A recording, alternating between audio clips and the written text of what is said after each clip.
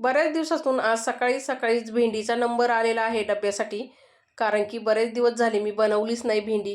काय होतं, सारखी सारखी जर भेंडी बनवून दिली डब्याला तर मुली खात नाही आहेत. तर भेंडी स्वच्छ धुवून घेतली मी, सुती कपड्याने पुसून कट करून घेतली. कढईमध्ये टाकून आहे ना, चांगली पाणी सुकेपर्यंत परतून घेतली, म्हणजे त्याचा चिकटपणा कमी होतो. मिरची आणि लसणाचा ठेचा टाकून मीठ टाकलं आणि मिक्स करून घेतली. चांगली तेल टाकलं त्याच्यामध्ये आणि भेंडी चांगली वाफळून घेतली. भेंडी शिजल्याच्या नंतर आहे ना, इथं मी शेंगदाण्याचा कूट घातलेला आहे. गॅस स्लो करून आहे ना 10-15 मिनिटं चांगली भेंडी परतून घेतली, चांगली स्लो गॅसवरती, म्हणजे त्याचा चिकटपणा कमी होतो. तर भेंडी इथं आपली मस्त अशी मोकळी सुटसुटीत झालेली आहे. आता ना मी चपाती तयार करायला घेतलेली आहे.